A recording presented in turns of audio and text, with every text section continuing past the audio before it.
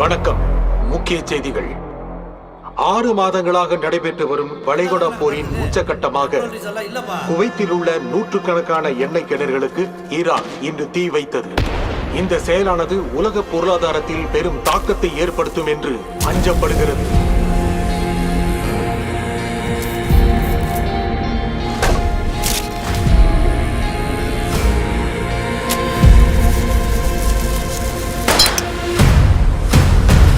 திங்கக்கிழமை ராத்திரி ஒரு பேங்க் கதவை உடைச்சு உள்ள போய் திருடு இருக்கான்.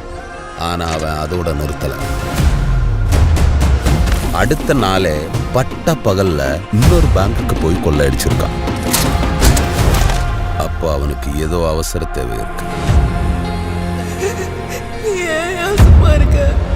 சொல்ல வேண்டியதானே? எத்தனை வருஷம் எங்கடா இருந்த? என்ன பண்ணிக்கிட்டு இருந்த? அவன் திரும்பி வந்ததில் எனக்கு சந்தேகமா இருக்கு. ஏன் அப்படி பேசுற? அவன் திருந்தி தான்டா வந்திருக்கான்.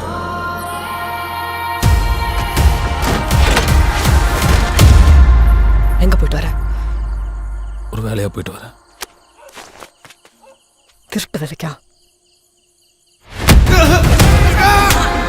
எனக்கு பணம் வேணும். என் நிலைமை உங்களுக்கு புரியாது.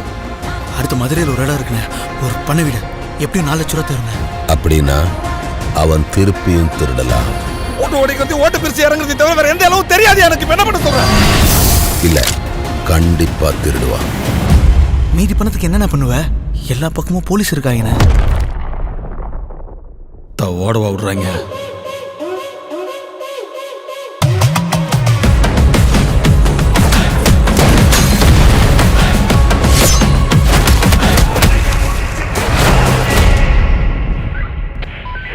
இன்னைக்கு அவன் கண்டிப்பா மாட்டுவான் சார்.